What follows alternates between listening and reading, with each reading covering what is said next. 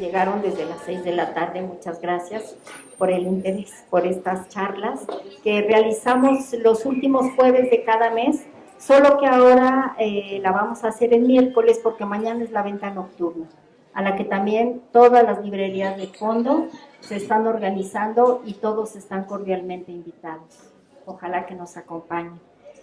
Para el fondo, el CONACYT y el Consejo Consultivo de Ciencias, es un honor presentar esta serie de charlas de los premios nacionales. Esta tarde nos acompaña el doctor Ricardo Tapia. Le voy a ceder la palabra al doctor Arturo Menchaca, coordinador del Consejo Consultivo de Ciencias. Muchas gracias, Arturo. Bueno, pues muchas gracias. Gracias al fondo por la hospitalidad, ¿sí? Y por supuesto, hoy tenemos un invitado de lujo, ¿sí? El doctor Ricardo Tapia, quien es un miembro del Consejo Consultivo de Ciencias. Yo creo que tú eres miembro fundador del Consejo Consultivo, ¿no? No tanto, pero por ahí, ¿sí?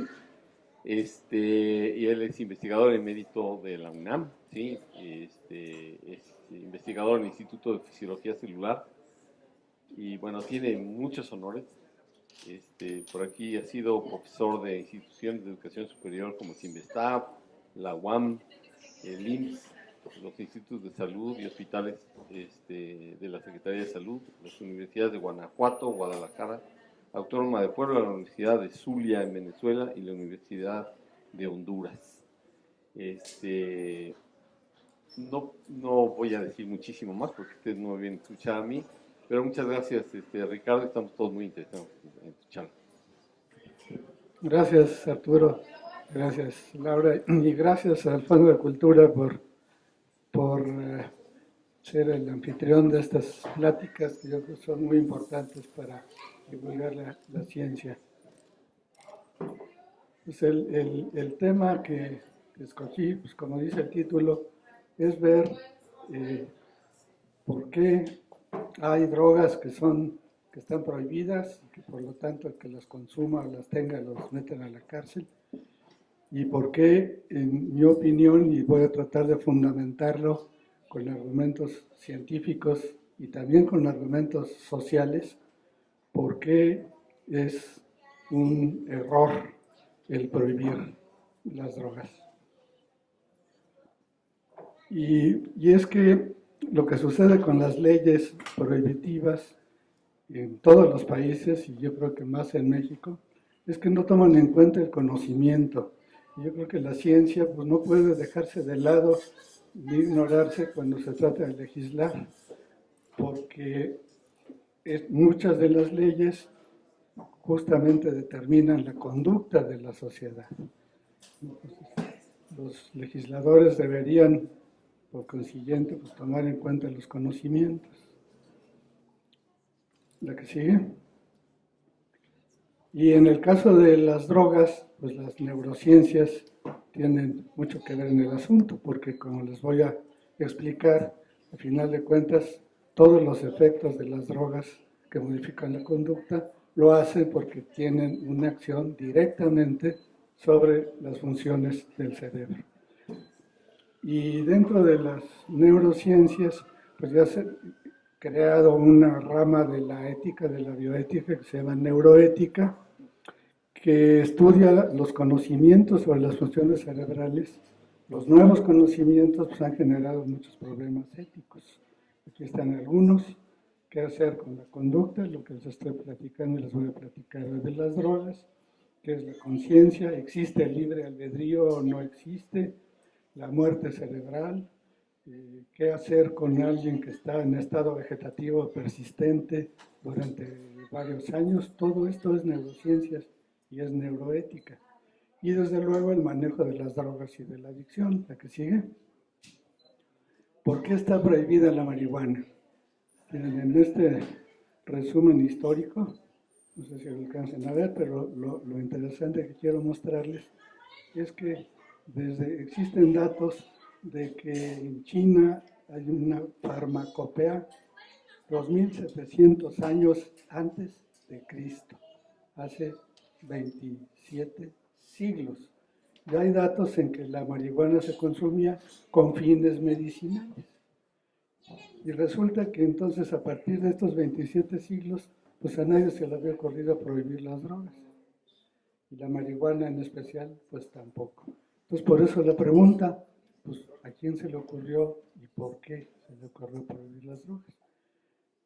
En 1894, finales del siglo XIX, ya había habido un libro muy grande donde decía que, pues, que no se han visto daños, que la marihuana cause daños importantes. Pero en los años 30 del siglo pasado, un señor cuyo nombre voy a mencionar en la siguiente diapositiva, empezó una campaña y logró que en Estados Unidos en 1937 se prohibiera el uso de la cannabis. 1937.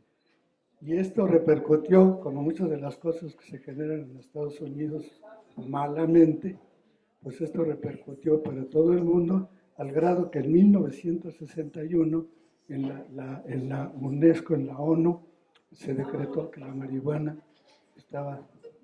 debía estar prohibida también, universalmente. Entonces, fíjense los siglos que transcurrieron sin ningún problema con la marihuana. La que sigue.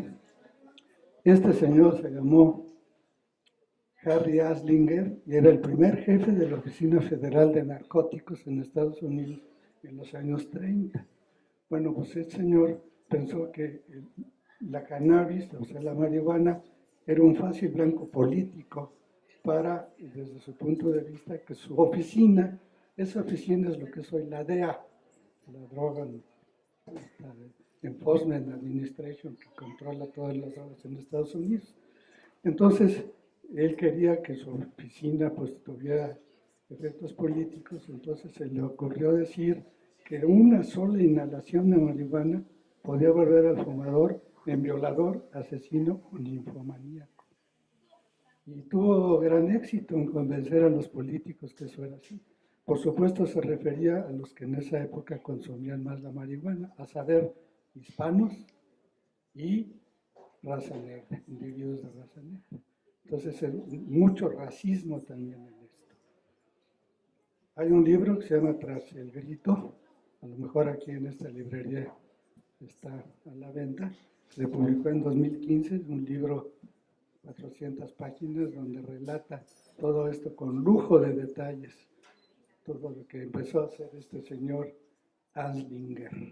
A él le debemos y a la política de Estados Unidos la prohibición de la marihuana. ¿La que sigue? Bueno, la idea era entonces pues que haya menos consumo de la marihuana.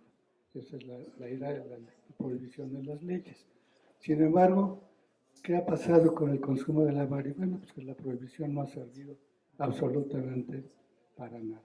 En esta gráfica de la Comisión Nacional contra las Adicciones de 2017, ven ustedes cualquier droga ilegal, hombres, mujeres, alguna vez. El color es de 2002 al rojo hasta 2016. Vean ustedes cómo aumenta. Quien consumió drogas, cualquier droga ilegal en el último año, también cómo ha subido, sobre todo en los últimos, del 11 al 16, y quienes consumieron el último mes. Y todos los datos que hay de los años anteriores indican, la que sigue, que de ninguna manera la prohibición ha disminuido el consumo. Al contrario, el consumo va para arriba.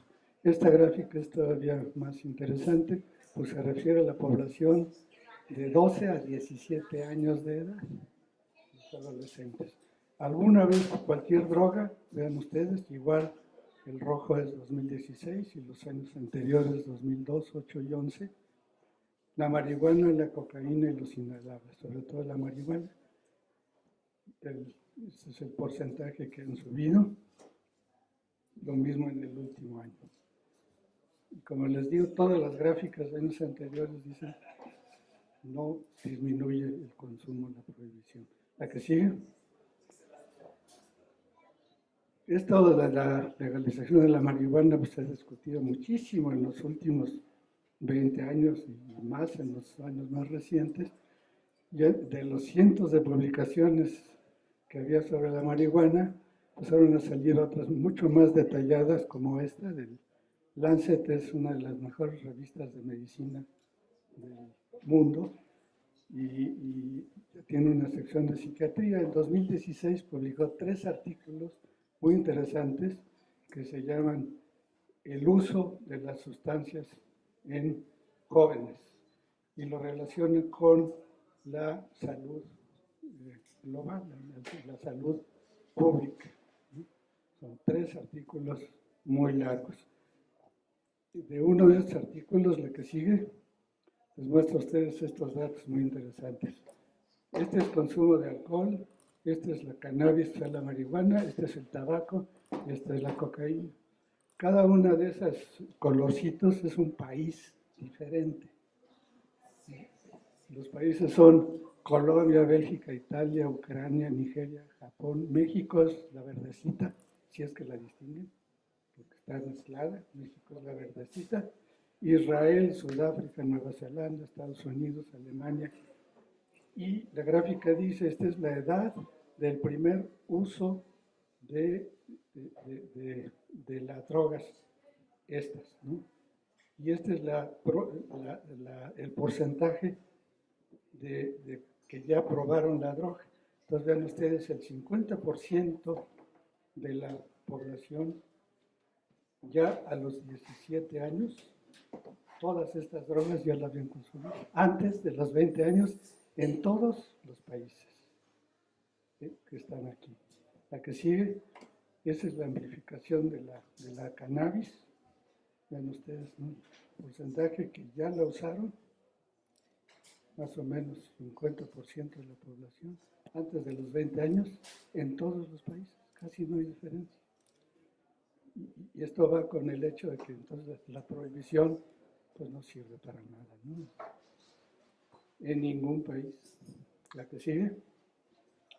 Ese mismo año 2016 salió otro trabajo muy importante, también de la revista The Lancet, que creó una comisión para hacer este trabajo, en donde hay autores de muchos países, incluyendo autores mexicanos.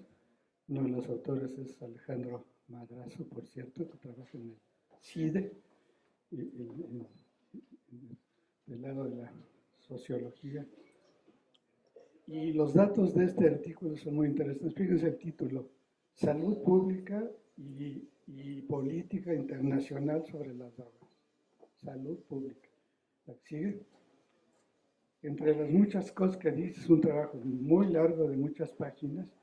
Dice, primero, pues no hay evidencia de que unas sanciones, por más duras que sean, reduzcan el uso general de las drogas. Y un estudio de 2015 de Estados Unidos mostró que el uso de los adolescentes, por los adolescentes en la cannabis, en los estados donde ya es legal, ahí curiosamente no ha aumentado, a pesar de que ya es legal, no ha aumentado el uso entre los adolescentes. Luego salieron otros datos, algunos dicen que sí, porque recuerden que ya hay 8 o 9 estados en Estados Unidos donde es absolutamente legal el uso recreativo inclusive de la marihuana. ¿La que sigue? Pero vean ustedes esta conclusión: los efectos sobre la salud pública de la prohibición de las drogas. La transmisión del virus del SIDA y de la hepatitis C por inyecciones de las drogas. Claro, la marihuana no se inyecta, pero sí se inyecta la heroína y otras muchas drogas, los opiáceos. Y ya es un problema de salud pública la transmisión de enfermedades por esto. Los efectos adversos, entonces, a la salud pública son lo que ocurre por los mercados ilegales de las drogas. Y en América Latina, el gran número de homicidios. O sea, considera este artículo que los homicidios que ocurren en México, que han ocurrido en México en los últimos años, es un atentado a la salud pública por la prohibición. Y esto lo demuestran, la que sigue por las gráficas que siguen. Vean ustedes este. homicidios con participación del crimen organizado. Estos son los años de 1990 hasta 2006, y esto es el número de homicidios. ¿Se acuerdan qué ocurrió en 2006? Fue cuando Calderón, el presidente Calderón, inició la guerra contra las drogas. Vean ustedes el brinco que hubo de 2006 hasta 2012, que está aquí, a partir de esa fecha. La que sigue. Esta es la proporción de homicidios que tienen que ver con el crimen organizado, el narcotráfico. Este es en 18 países de América. Esta es la proporción. Y este es en Asia y Oceanía, 12 países, y en Europa. Homicidios que involucran a los grupos del narcotráfico. La que sigue. Esta muestra la proporción de gente encarcelada por ofensas, por no cumplir la prohibición de las drogas. En azul está antes de la guerra contra las drogas en México. Estos son datos de México. Vean ustedes en rosa, después que empezó la guerra contra las drogas. En cambio, los crímenes no relacionados con el uso de las drogas, pues no hay una diferencia significativa, pero sí la que sigue. Vean ustedes cómo estos son los años en prisión, de 1950, 60 hasta 2013. Los colores son los distintos países. El color cremita es México. Los años que se pasan en prisión, sobre todo los jóvenes, por el delito simplemente de que les encuentran más de 5 gramos de marihuana, que es lo que la ley permite. Curiosamente, la ley sí permite tener 5 gramos, pero no permite comprarla ni venderla ni cultivarla. Entonces, ¿cómo se puede tener 5 gramos si no se pueden comprar, ni cultivar, ni vender? Así está la ley ahorita, todavía, a pesar de... Y vean lo que esto cuesta en términos de años de cárcel para los jóvenes. ¿La que sigue? Bueno, esta es la parte, digamos, sociológica del asunto. Hay muchos más datos que demuestran que la prohibición no ha llevado más que a un desastre de la salud y al encarcelamiento de miles, literalmente miles de personas, por el simple acto de que les descubren que están consumiendo o simplemente en posesión de cierta cantidad de droga. Pero entonces, ¿cómo vamos a la parte de las neurociencias? ¿Cómo actúan las drogas, no?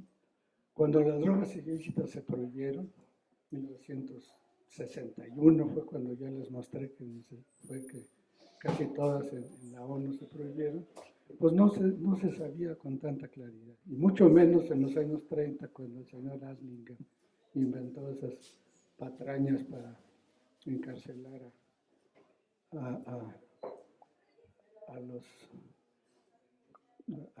hispanos y a los negros, ¿no? Bueno, hoy sabemos que todas las drogas que tienen efectos sobre el sistema nervioso central, las lícitas medicinales y las ilícitas que producen placer fundamentalmente y por eso se consumen, todas actúan sobre el sistema nervioso de manera parecida, básicamente de manera parecida, y eso es lo que les voy a mostrar en las diapositivas siguientes. ¿Pero cuáles son esas? Pues los antiepilépticos, los antiparkinsónicos, los somníferos, los anestésicos, los ansiolíticos, los antidepresivos como el Prozac, los antipsicóticos que se usan en la esquizofrenia o los padecimientos para el trastorno bipolar. Todas ellas actúan sobre el sistema nervioso central de manera básicamente parecida, repito. No sé cuántos de ustedes aquí usan ansiolíticos como el Valium, el Rivotril. ¿Cuántos usan antidepresivos? Todos van a ver que actúan más o menos parecido. Todo el mundo, desde luego, ha usado los anestésicos, afortunadamente. Si no, imagínense, antes que hubiera los anestésicos, pues no había operación que no fuera tremendamente dolorosa, ¿no? O dolor por enfermedades. La que sigue. Entonces, estos nuevos conocimientos sobre la fisiología y la bioquímica de las redes neuronales, las funciones de las regiones cerebrales, pues esto es lo que ahora permite diseñar nuevos tratamientos farmacológicos para las enfermedades neurológicas y mentales. Por eso ahora hay antidepresivos. Hace 50 años no había antidepresivos, ni uno. Ya como droga sintetizada, claro, estaban las plantas y las hierbas, ¿no? Que si es el inicio de la medicina, pues es el uso de plantas. ¿La que sigue? A ver, no, la anterior. Bueno, diversos neurotransmisores. A eso voy. La que sigue, por favor. Bueno, esto ya se los pasé, los dilemas que se generan. Y en todo el mundo las neurociencias, yo digo que las neurociencias es las ciencias del siglo XXI. En la rama de biología, en las ciencias biológicas básicas, pues la genética yo creo que fue la ciencia del siglo pasado, el descubrimiento de la estructura de los genes y cómo ahora podemos hasta modificar los genes, todo un tema, modificación de genes. Ahora, pero en el siglo XXI, pues ya están los proyectos que se llaman en Estados Unidos, Obama aceptó la generación de un gran proyecto que se llama Brain Research Through Advanced Innovative Technologies. En Europa ya copiaron eso. Trump ya echó para abajo ese proyecto que había aprobado Obama. Pero la idea de esto es la que sigue, entender el funcionamiento del cerebro con todo detalle, pero más que el funcionamiento, la estructura química y anatómica, célula por célula y circuito por circuito. La tarea es tremenda, porque como les voy a mostrar en un momento, tenemos muchísimas neuronas y muchísimos circuitos y por eso no está fácil. Miren, estas son como las neuronas varían muchísimo en tamaño y en forma. Esta es lo que se llama la zona de recepción de señales. Aquí están todas las neuronas con las que sentimos todos nuestros 5 sentidos. Son neuronas así. Y llevan sus prolongaciones, que son los nervios, la que sigue, hasta un gran centro que es el cerebro, que aquí implico con unas cuantas neuronas, y cómo el cerebro se expresa, con toda la información que recibe a través de las neuronas sensitivas, que son los nervios. Pues la única manera que tiene de expresarse es a través de estas neuronas, son las neuronas que mueven los músculos, las neuronas motoras, por eso se llaman así, que están en la corteza cerebral y en la médula espinal. Y estas neuronas, se llaman axones, las prolongaciones llegan al músculo.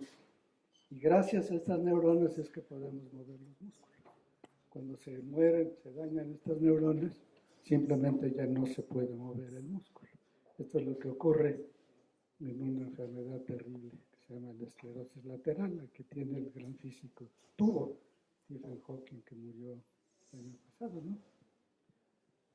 Se mueren esas neuronas, pues ya no se pueden mover los músculos. Noten que si no podemos mover los músculos, el cerebro no puede expresar absolutamente nada. Todos nuestros movimientos, el hablar, el hacer un gesto, todo es movimiento muscular. Un cerebro aislado que no tiene neurona, no comunica la neurona motora su voluntad, no puede expresarse. No puede expresarse, sería un cerebro aislado. ¿La que sigue? Bueno, fíjense ustedes de distinta forma de neuronas. La que sigue. Tenemos, se calcula 100.000 millones de neuronas en un cerebro humano normal. Vean ustedes la belleza de muchas de estas neuronas. Es una neurona del cerebelo verdaderamente hermosa. La que sigue.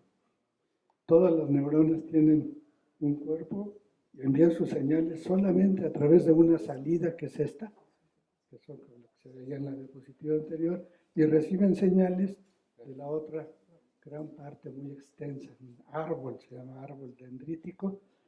Vean ustedes, por ejemplo, esta neurona que es la misma que estaba en la diapositiva anterior, todo el colorcito distinto es lo que le llega de otras neuronas y van haciendo conexiones. La que sigue. Y vean ustedes cómo está todo diseñado genéticamente desde la fecundación prácticamente. Todo el desarrollo del cerebro depende de los genes y cómo las neuronas establecen comunicación específicamente con otras neuronas. Esto no es para nada democrático, sino que está perfectamente determinado. Y una de las razones por la que hay gente más inteligente que otra, y otra que tiene ciertas sensibilidades para el arte, en fin, pues todo depende en buena parte de la estructura del cerebro. Hay quien nace con menos neuronas que otros, y hay quien nace con cerebros con neuronas no tan bien conectadas. Yo creo que es una razón de muchos de los problemas de la conducta humana. La que sigue, bueno, es un ejemplo de un circuito, como unas neuronas se comunican con otras y a su vez estas van a otras partes del cerebro. La que sigue. Les paso todo esto porque esto es lo que ya conocemos. Esto hace 100 años no sabíamos esto, apenas 100 años. Y ahora ya sabemos mucho más. Este es un esquema de un artículo reciente del Scientific American, donde está pues, un poco como de fantasía lo que se pretende hacer ahora, localizar exactamente los circuitos de un cerebro humano, y cada uno de las distintas partes, cómo se comunican entre sí los distintos circuitos. La que sigue. Pero vámonos ahora a la célula otra vez. Aquí está una neurona en el fondo. Vean ustedes la cantidad de fibras. Esto ya es el cerebro. Ya no son los nervios periféricos que van al músculo o que nos traen las señales. Esta es una neurona en el fondo, la que sigue. Aquí está un esquema. Como todas las células del organismo y de todos los organismos multicelulares, la neurona tiene un núcleo y una serie de organelos intracelulares. Esta es la salida, que como ya decía, que se llama axón. Y todo lo demás son las llegadas de otras neuronas que forman los circuitos. De tal manera que una sola neurona puede recibir estos botoncitos pequeños, son los que se ven esquematizados aquí, como esto. La que sigue. Esta se ve mejor aquí, una foto de microscopía electrónica de barrido. De barrido quiere decir que los electrones no penetran a través del corte de tejido, sino que lo barren y entonces se ve como en tercera dimensión. Vean ustedes esta neurona entonces, cómo está rodeada. La que sigue, ahí se ve un esquema, no necesariamente este esquema de esta neurona, como una sola neurona está recibiendo multitud de fibras que provienen de tantas neuronas como filamentos se ven ahí. 100.000 millones de neuronas y cada una puede recibir 100, 600, 1000 comunicaciones de otras neuronas formando los circuitos. Entonces vean la complejidad del asunto. Y por cierto, aquí se coló un glóbulo rojo que se salió de la sangre. ¿La que sigue? Esta es una reconstrucción basada en microscopía electrónica de barrido, para que vean ustedes el número de botoncitos entonces que puede haber sobre una sola neurona. ¿La que sigue? Esta es una micrografía electrónica, esta sí es de transmisión, aquí sí los electrones pasan. Aquí está Y el aumento aquí es mucho más grande del que se vio en las diapositivas anteriores. Esa es microscopía de barrido a muy bajo aumento. Antes de que hubiera microscopio electrónico, no se podía ver esto. Este es uno de estos botoncitos. ¿Pasas lo anterior? Cada un botoncito de estos, pasa para la que sigue, es este, pero amplificado muchísimas veces, 7000 veces. El tamaño de este botoncito, ahora ya lo podemos medir por la microscopía electrónica, es de una micra. ¿Qué es una micra? La milésima parte de un milímetro. Entonces, metro, milímetro, micra. Milésima de milímetro. Esa es una micra. Eso es lo que mide esto. Y esta de aquí es ya otra neurona. Como las neuronas miden no más de 10 micras de diámetro, pues aquí imagínense esto, 10. Si esto es una micra y estos son 10 micras, rebasaría el piso si viéramos esa neurona completa. Pero ¿cuál es el punto central aquí? El punto central es que hay un espacio pequeño entre este botón y la siguiente neurona. Este pedazo es tan pequeño que si esto es una micra, esto mide 20 milésimas de micra. Ya estamos en millonésimas de metro. ¿Por qué es tan importante ese espacio? Fíjense además que hay unas vesiculitas aquí. Entre paréntesis, esta es la mielina, que rodea los nervios y que es importantísima para la función de los nervios. La esclerosis múltiple es una enfermedad en que se daña la mielina. La que sigue. Este es un esquema entonces del botoncito. Se llama sinapsis, estas comunicaciones, sinapsis. Y esta es la terminal sináptica y ahí está el espacio. ¿Por qué es tan importante, decía yo, ese espacio? Porque los nervios conducen el impulso nervioso por mecanismos que ya se conocen muy bien, que son en el fondo eléctricos. Eléctricos porque involucran átomos que tienen carga eléctrica. Eso ya se conoce muy bien. Los que descubrieron esto, muchos investigadores, han recibido todos ellos el premio Nobel de Fisiología y Medicina en los 60, 70 del siglo pasado. Pero resulta que la corriente eléctrica al llegar aquí ya no puede pasar el espacio. Es como si ustedes en un cable de una lámpara cualquiera pues cortan el cable y pues, lo tienen que juntar para que se vuelva a establecerse la conexión. Si hay un espacio suficientemente grande, la corriente ya no va a pasar. Lo mismo sucede aquí. Entonces, ¿cómo es posible que se comuniquen las neuronas? La que sigue.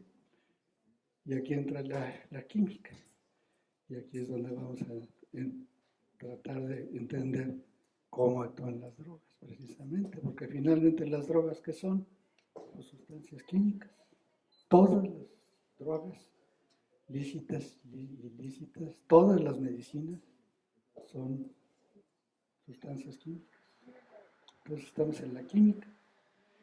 Pues resulta que este espacio, como ya no pasa la corriente eléctrica, ¿cómo se comunica? Porque al llegar la corriente eléctrica al botón sináptico, entonces de esas vesiculitas que vieron ustedes en la microscopía, se almacena una sustancia que se llama neurotransmisor que se libera.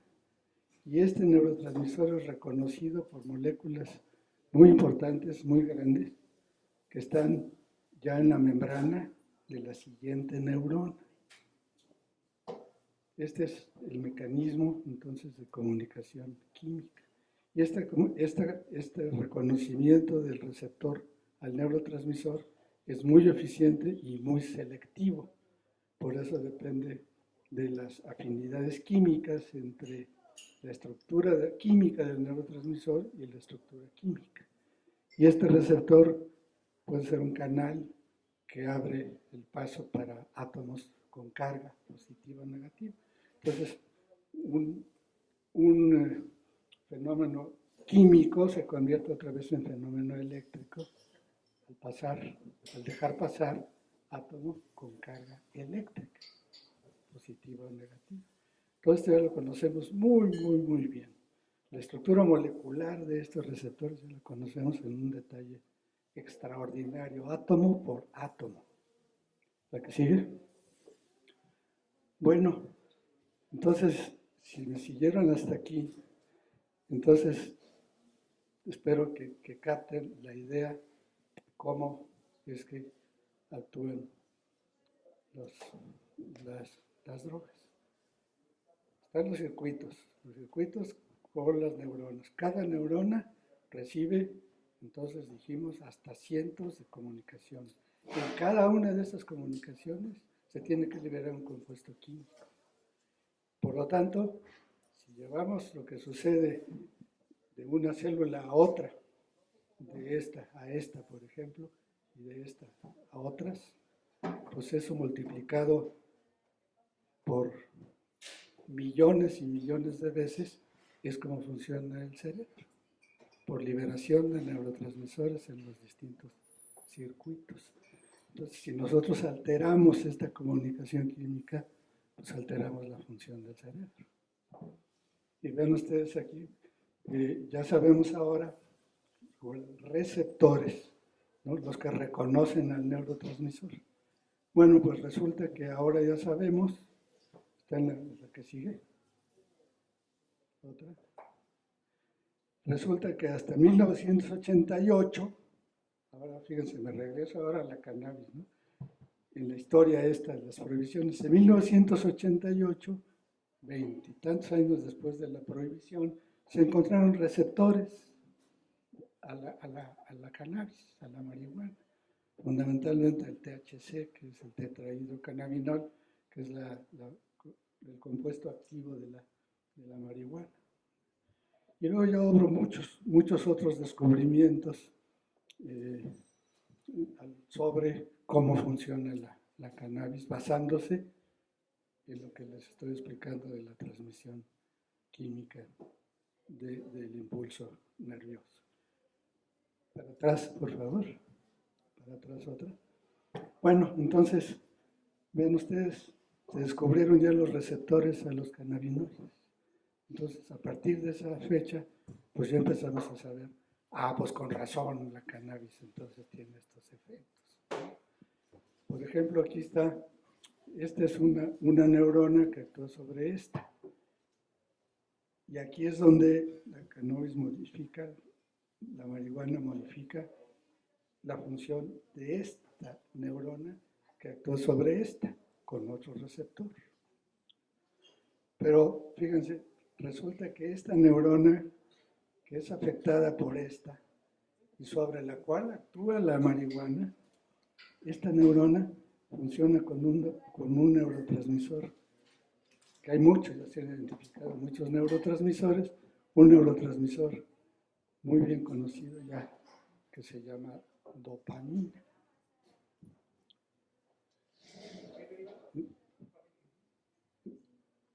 Es tan interesante esta la dopamina que, bueno, son las estructuras de los compuestos activos de la marihuana, no tiene caso revisarlos.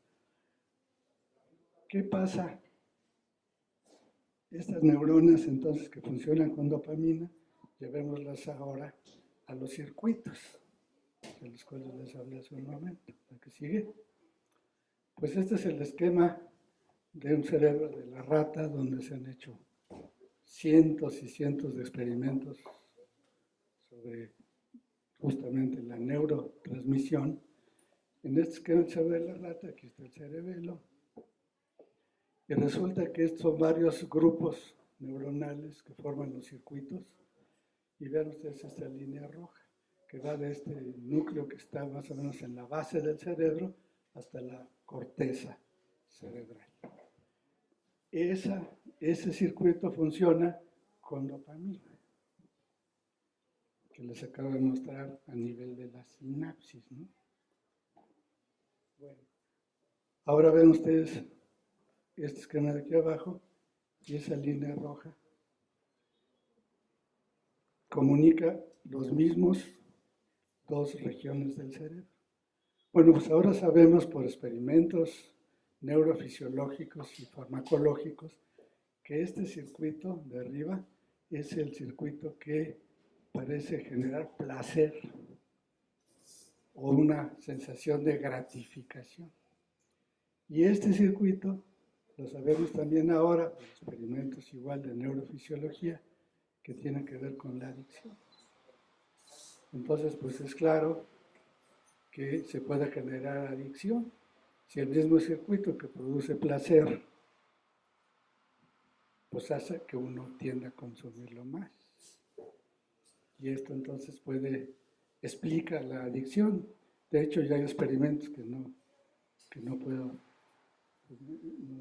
mostrarles ahora, en donde ya se empieza a entender a nivel de los receptores por qué ocurre la adicción. O sea, una explicación bioquímica, neuroquímica de la adicción. Y claro, esto pues, va a servir para poder generar drogas, diseñar drogas y sintetizarlas que eviten la adicción o que corrijan la adicción. Porque sin este conocimiento, pues eso sería imposible. ¿La que sigue? Bueno, ustedes les pasé. ¿La que sigue? Me desvío un poco para insistir en la importancia de la sinapsis química para mostrarles a ustedes los efectos de otro neurotransmisor, que no es la dopamina, se llama serotonina.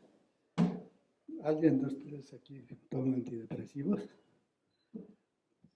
Pues ese antidepresivo, no sé cuál es el que tomes, pero casi podría decirte que estás tomando un antidepresivo que lo que hace es aumentar el efecto de este neurotransmisor en ciertas zonas del cerebro, porque esos antidepresivos lo que hacen es evitar que se elimine de la sinapsis, o sea, de este espacio pequeñísimo, que se elimine la serotonina.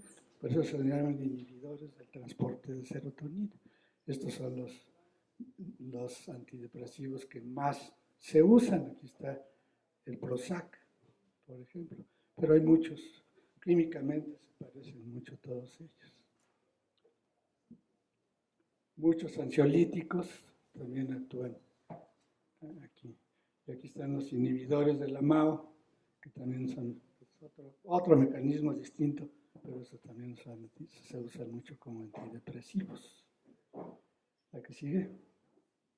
Ahora, para que vean ustedes cómo hay mucho siempre digo que la química y la bioquímica es muy bonita porque uno puede entender muchas cosas si ve simplemente las estructuras químicas.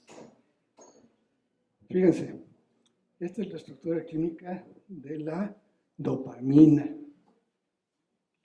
esta que les mostré, la gratificación y la adicción. Esta es la estructura química de la serotonina que les mostré ahora, que tiene que ver con la depresión, ¿no? Ahora vean los efectos, la estructura de drogas que tienen efectos a veces muy graves. Esta es la anfetamina. Comparen ustedes esta con esta. Tremendamente parecida.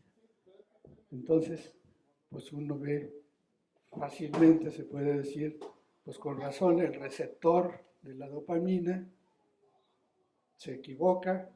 Cuando alguien ingiere anfetamina, la anfetamina va a ser reconocida por ese receptor pensando que es dopamina. ¿Por qué? Pensando, el receptor piensa. Lo confunde con la dopamina. ¿Por qué? Pues se parece mucho. Nada más que la anfetamina afecta muy fuertemente ese receptor y entonces genera efectos muy terribles. El adicto a la anfetamina tiene síntomas muy parecidos a la esquizofrenia. Y ahora entonces entendemos, pues, ¿por qué? Porque se está exagerando los circuitos de dopamina. Vean ustedes ahora la serotonina, fíjense su estructura de estos anillos acá, y ahora vean, por ejemplo, a la mescalina. ¿Saben qué es la mescalina? Es el principio activo del peyote. El peyote, el que está ahí en Nayarit, ¿no? Los huicholes lo usan, ¿no? Curiosamente, las leyes sí permiten. Si ustedes los pescan con mescalina, pueden ir a la cárcel, pero en las ceremonias es así porque son usos y costumbres. Ustedes entienden por qué ahí sí se vale el peyote, siempre que seas huichol. Yo no entiendo, pero así hacen las leyes nuestros legisladores. Bueno, ese es el principio. Comparan otra vez, ¿no? con las estructuras. Y esta, fíjense ustedes, la serotonina, y esta es la psilocibina. Vean ustedes el parecido químico. ¿Qué es la psilocibina? ¿Se acuerdan ustedes de los hongos alucinantes, alucinógenos de Oaxaca? Que hace como 30, 40 años, la sacerdotisa María Sabina, en Huautla de Jiménez, Oaxaca, en donde mucha gente iba a las ceremonias de los hongos alucinógenos de Oaxaca. El hongo se llama psilocibe mexicana. Y la droga, el compuesto más activo de este hongo es la psilocibina. Aquí podemos ver que actúa sobre sinapsis que funcionan con serotonina. ¿Por qué? Pues basta ver el parecido químico. ¿Cómo anda? ¿Todavía? Me falta mucho. No, ya voy a... ¿Y la que sigue? Bueno, son más fórmulas. La que sigue. Bueno, déjala. Esta es la metanfetamina, fíjense, se parece mucho. Este es el cristal. ¿Se acuerdan de la serie esta de televisión Breaking Bad? Esta es la metanfetamina, la que sintetizan ahí estos hombres. Y es la prohibidísima también, que tiene efectos muy poderosos. El MDMA, este es el cristal, perdón, el MDMA. Pero vean la metanfetamina. La que sigue. Bueno, entonces, pues ¿cuál es el manejo adecuado de estas drogas, no? Si son drogas que se usan como ansiolíticos, que se usan como antidepresivos, bueno, pues los médicos las recetan, muchas se venden solo con receta, y pues todo el mundo está muy contento porque le puede ser útil el uso de estas drogas cuando están recetadas a las dosis apropiadas. Hay una cosa que no acabamos de entender con los antidepresivos, que es que se tardan muchísimo en actuar. Entonces alguien empieza a tomar antidepresivos porque está en una depresión de esas llamadas endógenas que duran mucho tiempo. Y hasta después de 3, 4 semanas de estar tomando el antidepresivo empieza a haber efectos. No entendemos todavía por qué es eso. Mientras que hay otras drogas que tienen efectos rapidísimos, ¿no? Y que en unas 3, 4 horas, en cuanto se absorbe el compuesto, ya afectan la conducta. Una droga muy conocida de todo el mundo que hace eso es el alcohol. El alcohol también actúa sobre transmisión sináptica. O el tabaco. La nicotina del tabaco también actúa igual que todas. Pero eso sí, actúan rapidísimo, ¿no? Si alguien se toma 4 tequilas seguidos, pues en 1 hora no está en buenas condiciones. En cambio, el antidepresivo te tarda 3 semanas en empezar a actuar. En un caso para bien, en otro para mal. Bueno, entonces, ¿por qué entonces, ahora, con todo este conocimiento, pues vuelvo a la pregunta, ¿por qué siguen prohibidas todas estas, no? ¿Por qué alguien que quiera tomarlos el peyote tiene que hacerlo a escondidas, ¿no? Si le gusta experimentar los efectos de la mescalina o la cocaína o no se diga la marihuana, ¿no? Bueno, como ya lo mencioné, pues la guerra contra las drogas pues, no ha servido para nada, más que para limitar la libertad individual. Para eso se han servido, porque lo meten a uno a la cárcel, ¿no? Pero no con el alcohol y con el tabaco. Esas no. La que sigue. Bueno, yo me voy a ir muy rápido. Han salido muchísimos artículos, como les decía yo, es un suplemento de Nature de la revista Nature sobre la cannabis, la que sigue. ¿Qué dicen ahí? Pues lo que les he venido diciendo, ha sido cultivada por milenios y apenas porque estaba tan prohibida, pues que no se podía investigar sobre ella. Toda la investigación pues, ha sido contra la legislación, porque no solo en México está prohibido. En Estados Unidos, fíjense, sigue estando en el mismo grupo de la heroína. Y curiosa, por ley federal de Estados Unidos, a pesar de que en 8 estados ya es absolutamente legal para todos los fines. De esas contradicciones extrañas de ese país, ¿no? Aunque no son tan graves como las de este país. La que sigue. Bueno, el uso medicinal de la marihuana, yo les mencionaba yo que desde hace 27 siglos se usaba medicinalmente. Pues en estos 2 años, 99 y 2001, han salido 2 extensísimos libros del Instituto de Medicina, que es una de las 3 academias importantes de Estados Unidos. La que sigue. Ahí analizan muchos efectos medicinales, pero también analizan qué tan dañina es la marihuana, porque siempre la gente, no, es que es muy dañina, entonces pues te tengo que proteger del daño que produce la marihuana, ¿no? Pues yo no entiendo por qué, entonces deberían para de inmediato eliminar la venta del tabaco, que es la droga más dañina legal que se conoce, seguida del alcohol. Esas sí son dañinas. Bueno, rapidísimo ya para no tardarme mucho, la que sigue. ¿Qué tan letal es la marihuana? Estos son datos de 2011, pero se repiten incesantemente cada año. Las muertes producidas por el tabaco en ese año fue 480,000 en Estados Unidos. Muertes producidas por el alcohol, básicamente cirrosis hepática. Aquí no están considerados los accidentes de coche porque alguien maneja borracho.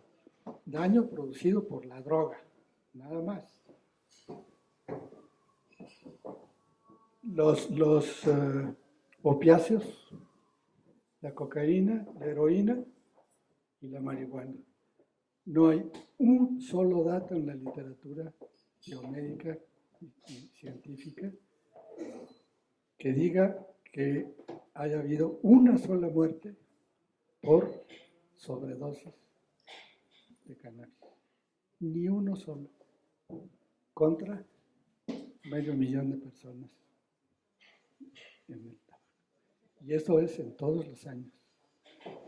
¿La que sigue? ¿Qué tan adicta es la marihuana? Bueno, el tabaco, la nicotina del tabaco es la droga más adictiva que hay. Por eso cuesta tanto trabajo dejar de fumar. Porque la adicción que produce es tremenda, tremenda. Entonces, el 32% se hace dependiente. El alcohol también es muy adictivo, 15%. La marihuana, 9%. Fíjense, los tranquilizantes. Otra vez, ¿quién toma aquí Rivotril, Valium, Xanax? Estos son ansiolíticos. Todos, recuerden que todas estas sustancias actúan sobre la comunicación química de las neuronas. Bueno, pues los tranquilizantes son tan adictivos como la marihuana. ¿Por qué entonces los tranquilizantes sí son drogas buenas y la marihuana no? ¿Sigue? Bueno, yo creo que me voy a brincar esto porque es demasiado. Muchos trabajos han salido de que si se usa, si se empieza a usar la marihuana en la adolescencia, antes de los 18 años, puede haber daño cerebral a la inteligencia.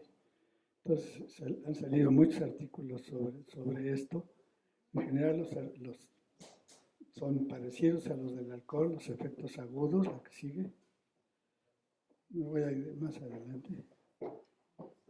Nada más les paso esta. En este trabajo, donde habla de los daños de la marihuana, comparan en adolescentes en Estados Unidos cómo a partir de las campañas para disminuir el uso del tabaco, cómo ha disminuido en adolescentes el uso del tabaco, mientras que el uso de la cannabis va para arriba. La que sigue. Yo de aquí concluyo que si el tabaco es legal, pero la educación, la información y la regulación han hecho que disminuya su consumo, la marihuana es ilegal y a pesar de eso su uso ha aumentado en los adolescentes. Entonces la legalización de la marihuana, acompañada con una regulación apropiada como la del tabaco, pues no lleva a aumentar el consumo y quizás hasta disminuya tal como demuestra esa gráfica. ¿La que sigue?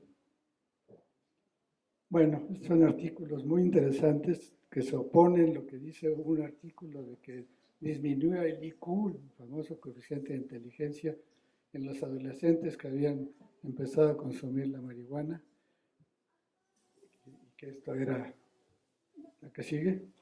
Ni siquiera es tan impresionante para los que saben de estadística, esta variación. Sin embargo, este trabajo dijo, no, pues sí, ya ven, se afecta la inteligencia cuando se empieza a fumar marihuana desde la adolescencia. Bueno, pues 2 años después de este trabajo, que apareció en una revista importantísima de la National Academy of Sciences, la que sigue, salió otro artículo 3 años después haciendo un experimento mucho más cuidadoso con gemelos y demostrando que no era cierto que disminuya el cociente de inteligencia, contradiciendo el trabajo anterior. Este trabajo está mucho mejor hecho, porque tiene mucho mejores controles y es una población muy grande de más de 2,000 jóvenes. En cambio, el otro trabajo eran unos cuantos. La que sigue, eso se los paso porque así es la ciencia, así trabaja la ciencia. Hay unos datos que dicen una cosa, hay que revisar cómo se hizo el trabajo, está bien hecho, las conclusiones son correctas y hay que comparar y quedarse entonces con los datos pues, mejor hechos. ¿La que sigue? Bueno, ya para terminar, en 2017, hace 2 años, salió un libro entero revisando 10,000 trabajos publicados en los últimos 17 años sobre la marihuana. 10,000 trabajos revisados. ¿La que sigue? Entonces, dice, ¿produce cáncer? No hay evidencia suficiente que produzca cáncer. ¿La que sigue? ¿Produce problemas respiratorios? Sí hay evidencia de que puede producir bronquitis, igual que el tabaco. ¿La que sigue? Sistema inmunológico sí puede afectarse hasta cierto punto, limitada evidencia, limitada. La que sigue, muerte, ya mencioné, no hay ni una sola muerte, sí aumenta el que maneja con marihuana, sí está más en riesgo de producir un accidente. La que sigue, bueno, ya dieron la luz, tengo que acabar supongo. Hay muchísimos datos que apoyan el uso médico de la marihuana. Se los paso ahí a velocidad de 2 por segundo, la que sigue. En 2003, Lancet Neurology, la que sigue. En 2006, la que sigue. En 2006, para la esclerosis múltiple, parece que es muy buena, esclerosis múltiple, la que sigue. Para la neuropatía periférica, el dolor nervioso periférico, la que sigue. Hasta para ciertos tipos de cáncer, no solo no lo produce, sino que puede ser útil, la que sigue. En 2015 salió en Scientific American un trabajo sobre el futuro del uso médico, la que sigue. Para la epilepsia, cada vez hay más datos. No sé si ustedes conocen el caso de Grace Elizalde, cuyos padres viven en Monterrey. Tienen una niña con el síndrome de Lennox-Gastaut, que va con epilepsia intratable, y ellos han batallado muchísimo para usar el cannabidiol, derivado de la marihuana, y hicieron una fundación. Y pues en 2011 salió un artículo donde esta niña, en un caso parecidísimo al de Grace, y sin embargo siguen con problemas para conseguir el cannabidiol. ¿Por qué? Pues porque la ley mexicana, a pesar de que ya el Senado dijo desde hace 2 años que sí se podía usar medicinalmente, no han sacado el reglamento. Entonces siguen sin poderse comprar el cannabidiol porque no hay reglamento de cómo hacerlo. A pesar de que el Senado ya aprobó uso medicinal, solo medicinal. ¿La que sigue? Tratamiento de la epilepsia, un trabajo de 2015 en esta otra revista importantísima de medicina. La que sigue. La que sigue. Y ya para terminar, las muertes por opioides, por sobredosis de opioides en Estados Unidos han sido tremendas. La que sigue. Bueno, la que sigue. Fíjense estos 2 datos que acaban en 2014. En Estados Unidos la muerte por sobredosis de opioides recetados por médicos para el dolor crónico. Bueno, esto es 2014. En 2018 hubo 60,000 muertos en Estados Unidos por sobredosis de opiáceos, o recetados médicamente o consumidos ilegalmente, clandestinamente, incluyendo el fentanilo, que es una droga poderosísima, 50 veces más potente que la heroína. Pasa la anterior, por favor.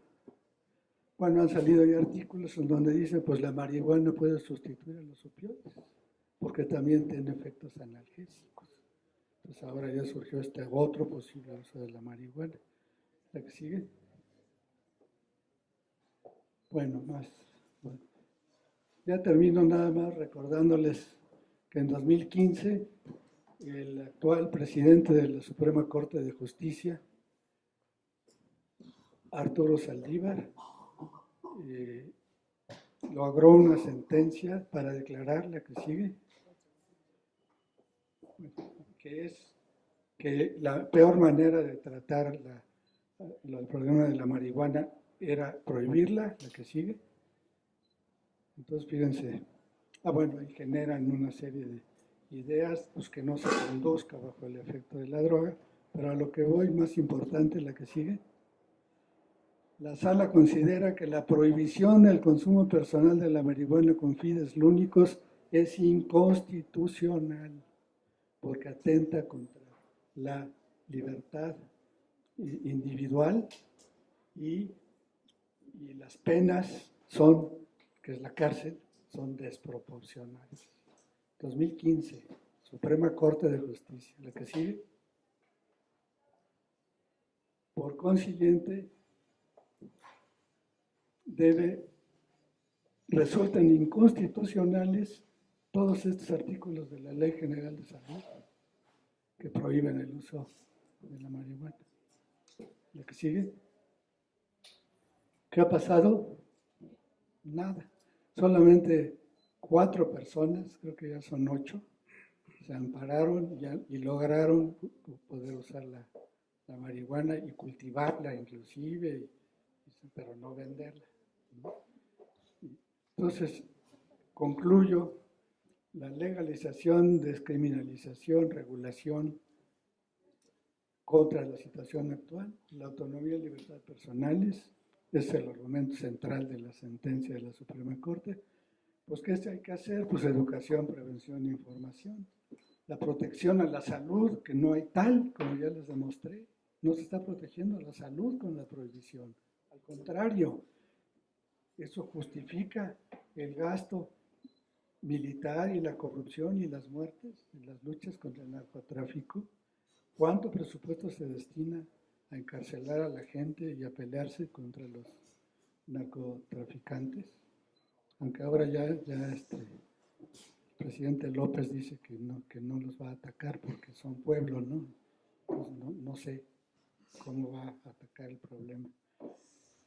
La que sigue. Entonces, todo tiene efectos negativos. La marihuana también, por supuesto. No hay ninguna droga que no tenga efectos colaterales negativos. Ninguna.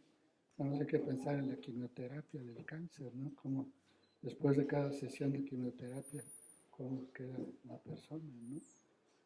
O cualquier cosa que ustedes tomen. La que sigue. Entonces es incomprensible. La prohibición ha resultado un absoluto fracaso para reducir el consumo. Impide el uso medicinal. Bloquea la investigación científica sobre sus potenciales usos. ¿Sigue? En contraste, ha sido muy exitosa para generar narcotráfico, corrupción, criminalidad, muertes y encarcelamientos desproporcionados.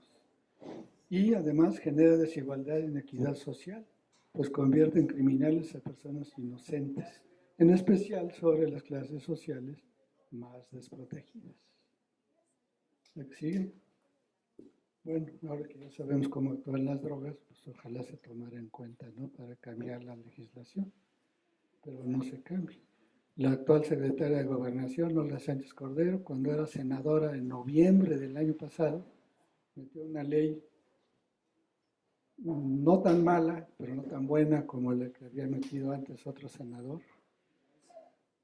Y no pasa nada en el Congreso, sigue todo igual. Finalmente, la que sigue, pues bueno, la que sigue, no es ético entonces atentar contra la autonomía personal mediante prohibiciones y castigos, sobre todo cuando para nada consideran el conocimiento. Pues muchas gracias por su atención.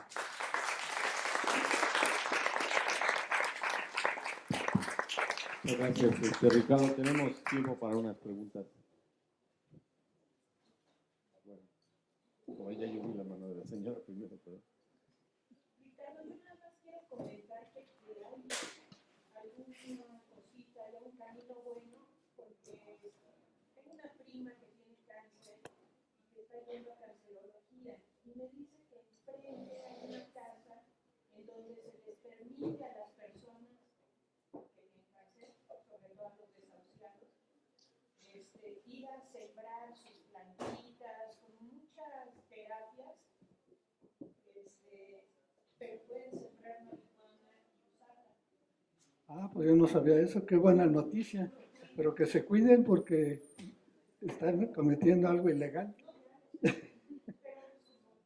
la mayoría son desahuciados, en realidad no creo que les importe que sea legal. No, pero a los que hicieron la casa, esa es la paradoja de las leyes. Pues qué bueno que en algunos lados ya se está haciendo.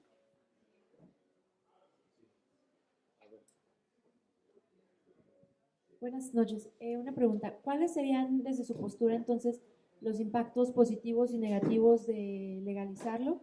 Y maximizar unos o minimizar otros, ¿y en qué casos?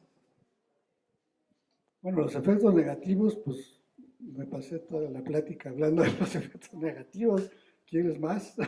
Más efectos negativos que el encarcelamiento, que el daño a la salud pública, que, en fin, que no poder usarla medicinalmente. Y los positivos, pues serán que cualquier gente puede ejercer su libertad individual y su autonomía personal sin que lo metan a la cárcel. Claro, siempre cuidando, pues no causar daños a terceros, que es pues como la regla de oro para todo, ¿no? Por ejemplo, pues es como el que consume alcohol y maneja ebrio, pues ese sí está cometiendo algo indebido, porque está dañando a los demás, porque manejar ebrio pues genera muertes, puede generar muertes, ¿no? Entonces, pero mientras se haga eso, pues de manera, bueno, el consumo del alcohol normal, tranquilo, sin un piloto de avión o un un chofer de los autobuses foráneos que maneja en estado de ebriedad, pues obviamente eso sí es un delito porque hay que daño a tercero. Pero el uso de las drogas personal, pues todo el mundo debería tener derecho a hacerlo y evitar ese paternalismo de que yo te voy a cuidar, a que no te pase nada con la droga, ¿no? Sobre todo con la marihuana, que ya vimos que no es, el daño que produce es incomparablemente menor al que producen otras drogas legales, incluyendo las medicinales, como bueno, la adicción a los tranquilizantes, a los ansiolíticos, es todo un problema.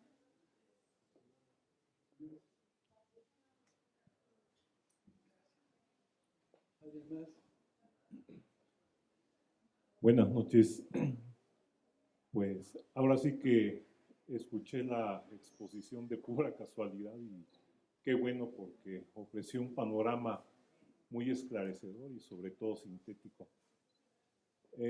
Quiero preguntar, señaló usted que durante la adolescencia puede haber una repercusión. ¿Qué hace que durante esa etapa exista esa posibilidad?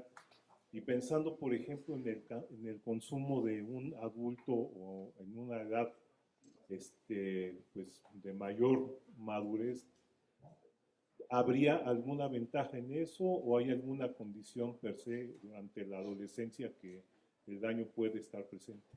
sí, en ese trabajo que mencioné, donde dicen que disminuyó el IQ,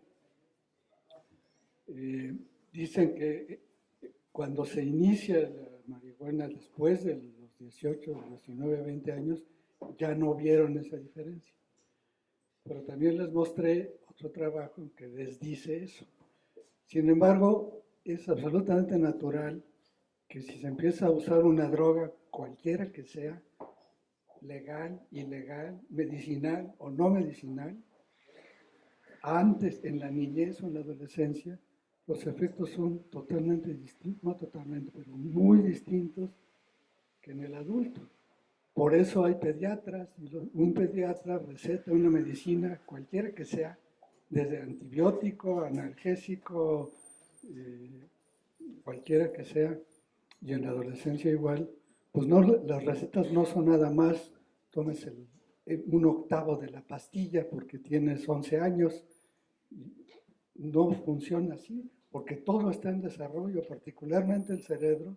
Ahora, una gran cantidad de datos indican que el desarrollo del cerebro, la formación de los circuitos, incluyendo la parte química en que tanto he insistido, no acaba de madurar sino hasta alrededor de los 18 años de edad.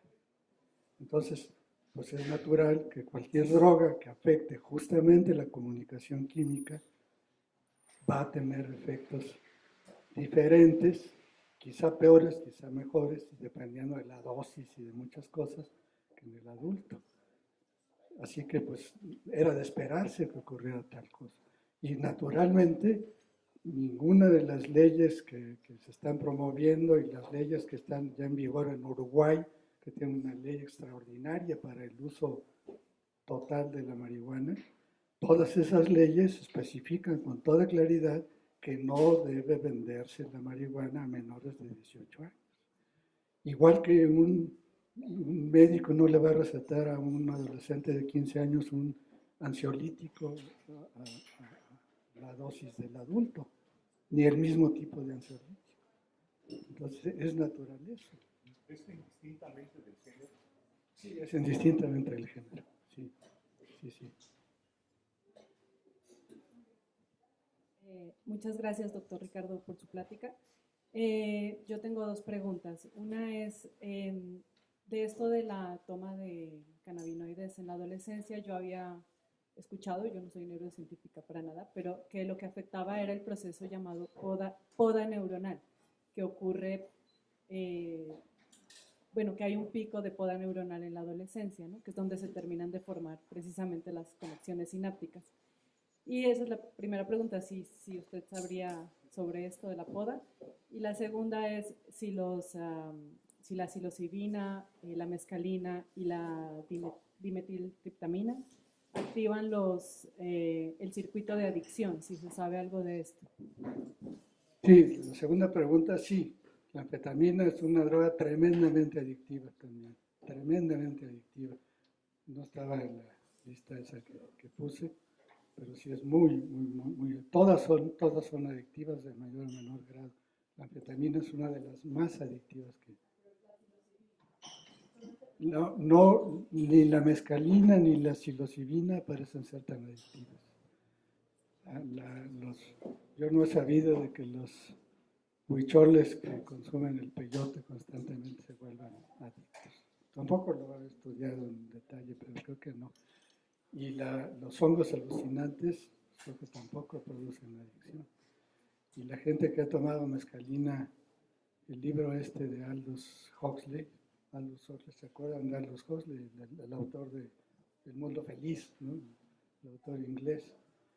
Él tomaba la mescalina y pues no se volvió adicto. Por cierto, su libro, ¿cómo se llama su libro?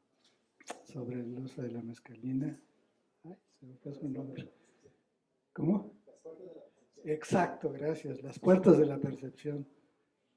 Fantástico libro donde él justamente analiza su propia experiencia y qué piensa de cómo que cambia la percepción con el uso, sobre todo de la mescalina. No sé si contesté lo primero, ¿sí contesté los dos? No, la poda neuronal no hay tal.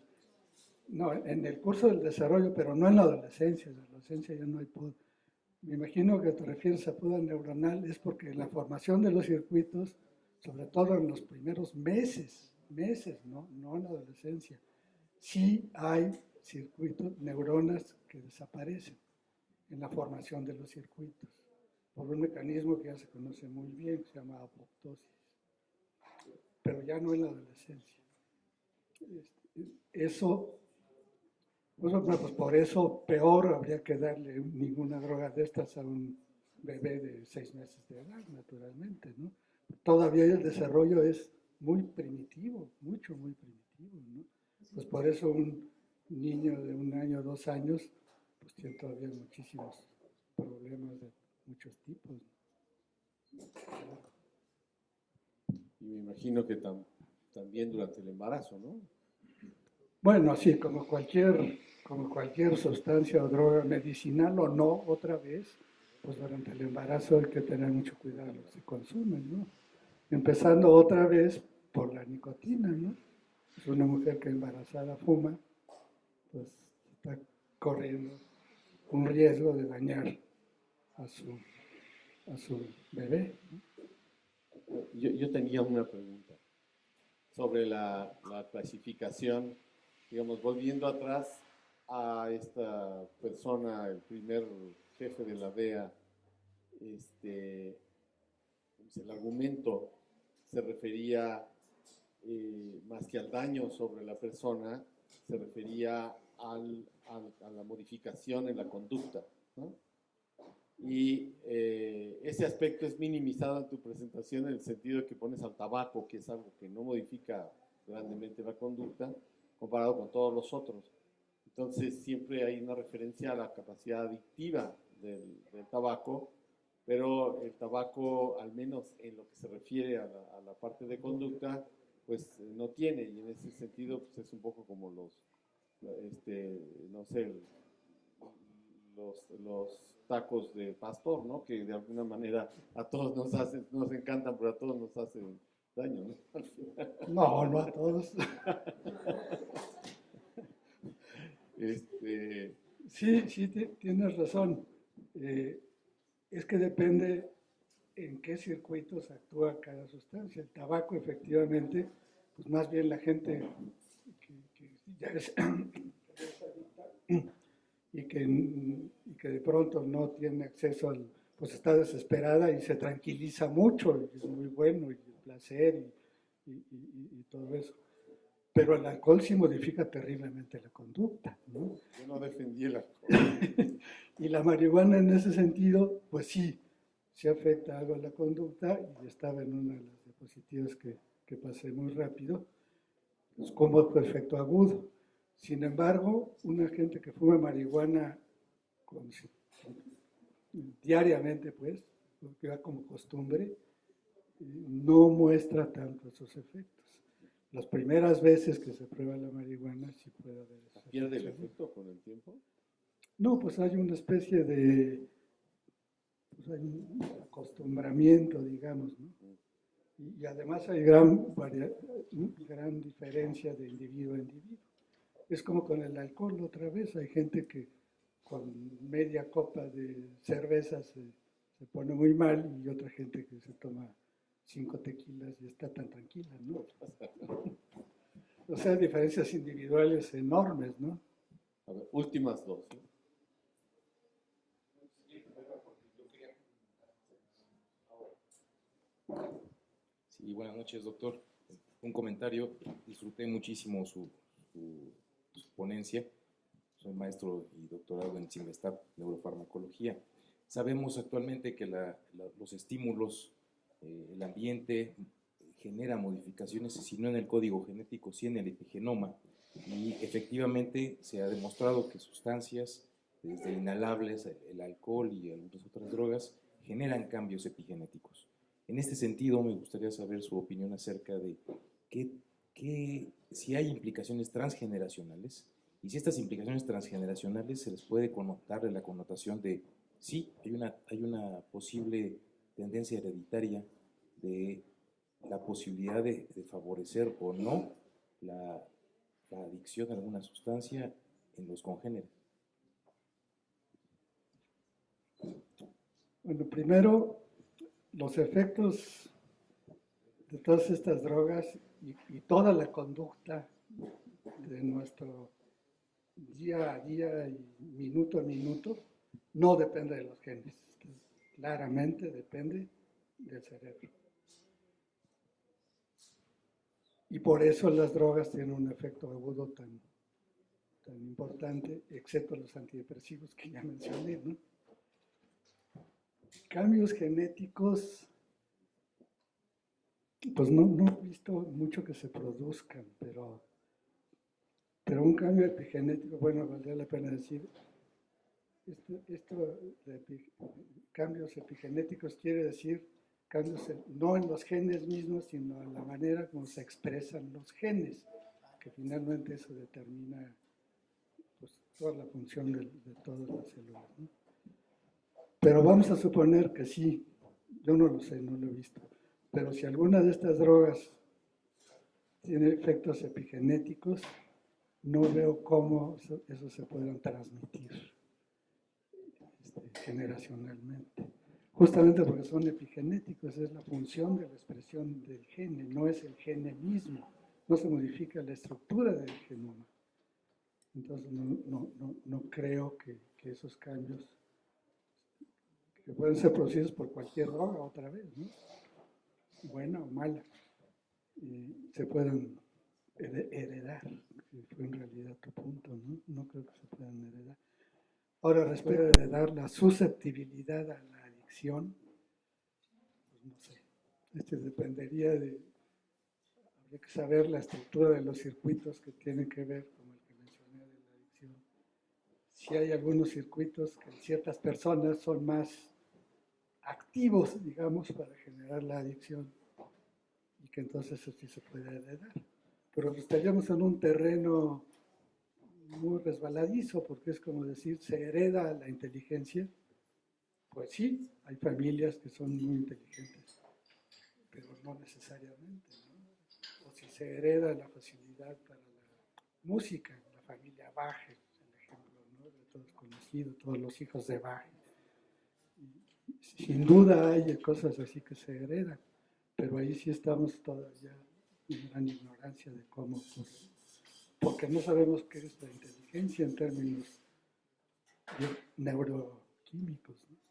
Para allá vamos, igual que el libre albedrío, que es la conciencia, y el libre albedrío, pues, todavía estamos allá, a pesar de que ya hay muchos trabajos sobre la conciencia, ¿no? Empezando por lo que hizo Crick, ¿no? Y de Watson y Crick, que, como sabes, en los últimos años, antes que se muriera Crick y Watson fueron los que descubrieron la estructura del gene. Y Crick, sus últimos años, los dedicó ahí en el SAL, en el Instituto SAL, para ver la conciencia. Pero, pues ahí, ese es otro de los grandes misterios. Por eso decía yo al principio que las neurociencias es la ciencia del siglo XXI, porque para allá vamos, entender la conciencia, entender el libre albedrío y entender la química de la mente. ¿Qué tal? Muy rápido. Muchas gracias, doctor. Muy bonita plática. Ojalá que pronto puedan invitar a otro tipo de especialistas, a otras personas que estamos encaminándonos en este tipo de temas para difundir más el aspecto bioquímico, estructural de todo lo que tiene que ver con las sustancias, no solamente el aspecto negativo o el positivo. Yo más que nada quería hacer una serie de aclaraciones, principalmente con la pregunta que hizo el compañero allá. Bueno, primero voy a abordar la del compañero de investigador. Sí, susceptibilidad a genes, susceptibilidad a enfermedades psiquiátricas, sí existe. Hay un gen llamado COMT, que se ha visto que evidentemente en aquellas personas que se les da algún tratamiento de este tipo, suelen referir una mala o un efecto negativo o adverso hasta él, y pues evidentemente esto ya lo estaríamos asociando a enfermedades neurológicas, por ejemplo, de carácter depresivo, de otro tipo, esquizofrénico, por un gen alterado, ¿no? Que si se transmita de descendencia en descendencia, quién sabe, eso habría que evaluarse, pero seguramente que puede haber. Y finalmente sobre lo que comentaba el compañero de allá, que a nivel neuronal y a nivel de cuando la consumes, si eres viejo, si eres joven, en la adolescencia yo discrepo con la idea de que a los 18 años ya una persona es apta para consumir cannabis. Yo creo que es hasta los 21, 23 o 25 años, depende de los autores.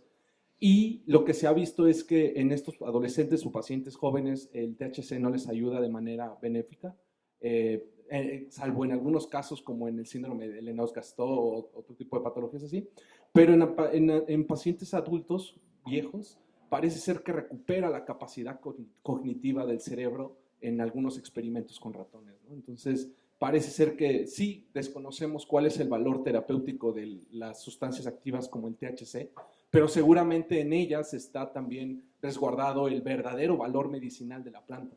Entonces, evidentemente cambia cuando se le da a un adolescente y cambia cuando se le da a un adulto. Sí, claro.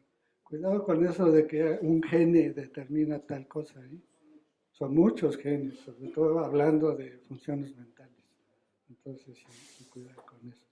Ahora, cuando yo digo que a los 18 años, la mayoría de los trabajos hablan de los 18 años en el humano, pero pues otra vez hay grandes variaciones individuales. Y hay gente que a los 16 años, jóvenes que a los 16 años puede tener un cerebro totalmente maduro. Ahorita me vino a la memoria, ¿cómo se llama el piloto de Fórmula 1? Verstappen, ¿no? El holandés, que ganó su primer podio en Fórmula 1 a los 17 años. Y hasta los 18 pudo tener la licencia, entonces decían los periódicos, ya va a poder manejar en la ciudad, porque ya le van a dar su licencia. Y ya había ganado, creo que el 4º lugar o 5º lugar en una de las carreras de Fórmula 1. Y tú oyes hablar a ese señor Verstappen, este joven Verstappen, a mi esposa le llamaron, nos gusta ver la Fórmula 1. Y luego salen las entrevistas con este muchacho, pues tú lo oyes hablar y pues, habla como si tuviera 35 años. O sea, la variación individual, pues sí, a lo mejor alguien a los 22 años todavía está actuando como si tuviera 12, pues sí, puede ser. Pero por eso es a los 18. Sin embargo, es curioso que en la mayoría de los países 18 años es la edad en que ya se puede votar y que se puede dar licencia para manejar. Y cuando uno renta el coche, no te lo rentan si tienes menos de 18 años. O sea, pues algo hay de los 18, pero claro, las variaciones individuales son enormes, ¿no? Bueno, pues agradecemos nuevamente a nuestro presentador. Quiero anunciar esta serie, ¿sí? En beneficio del compañero que acaba de darnos un seminario al final. El Consejo Consultivo de Ciencia está formado por ahí de 120 personas que han ganado un premio nacional, ¿sí?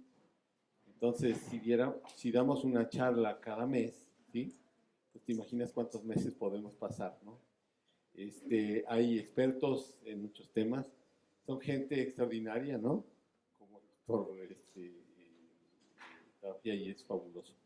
Y justamente este ciclo de premios, de charlas con premios nacionales, la próxima charla será el 11 de septiembre en el Centro Nacional de las Artes, ¿sí? Hablará Eduardo Matos sobre la conquista de México, ¿sí? Y el 9 de octubre nos hablará, me parece que también en el Centro Nacional de las Artes, el doctor Orival Posani, sobre venenos de alacrán, estructura y su función. Orival es la única persona que ha ganado 2 veces el premio nacional. El próximo seminario aquí va a ser en noviembre, ¿sí? El 31 de octubre, perdón, ¿sí? Soledad Loaesa va a estar aquí el 31 de octubre y Lorenzo Meyer va a estar aquí ya en noviembre, el 28 de noviembre, y creo que con él cerramos todo el ciclo de este año. Entonces, pues les agradecemos su presencia. Debo agregar que, digamos, el CCC funciona y agradece el apoyo de CONACYT para su funcionamiento, ¿sí? Y nuevamente reiteramos el agradecimiento al Fondo de Cultura Económica, que ha sido tan generoso. Muchas gracias y gracias a todos.